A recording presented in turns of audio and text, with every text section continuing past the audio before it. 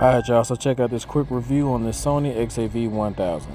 If you hit this arrow right here, it will actually change between your radio stations individually. Pressing the seek will scan to the nearest working station. Pressing and holding one of the buttons will save this as a preset.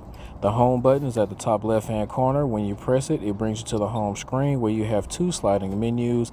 The volume knob right here takes the volume up and down, and this USB is for charging your phone or to use it for Apple CarPlay.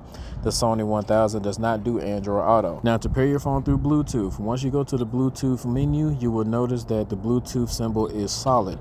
You will need to actually go to pairing, and then once it starts blinking, it will give you the ability to actually be searched. Once you get the notification pop up on your phone, everything is regular, just like pairing up a regular headset. Now, when you go to settings, everything's going to be real simplified. When you go to general, we can change the date and time format. Make sure that demo's turned off, and if you don't like that annoying beep, you can turn that off as well. This is where you can actually see your firmware update. You want to make sure that everything is up to date so you can actually enjoy your radio without anything messing up, just like I showed you in the video before.